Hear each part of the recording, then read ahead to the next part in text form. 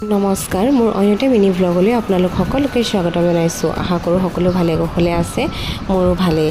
আৰু এয়া দেখিছে আয়োজন চলি আছে, আৰু এয়া আয়োজন হৈছে আজি আমাৰ স্কুলৰ ছাৰ এজনৰ বিদায় মিটিং আছে, ফেয়াৰৱেল, আৰু লগতে পুৰণি শিক্ষকসকলৰ লগত পুৰণি শিক্ষকসকলৰ গেট টুগেডাৰ আছে, তাৰ বাবে এয়া আয়োজন কৰা হৈছে।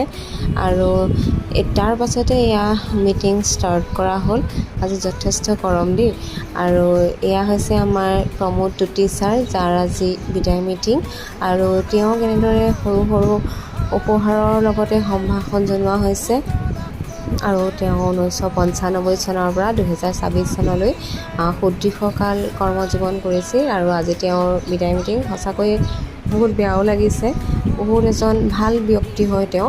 মই 6 মাহমানেই পাইছোঁ, আৰু যিকেইদিন পাইছোঁ মোৰ কাৰণে তেওঁ বহুত এজন ভাল ব্যক্তি বুলি মই ক'ম।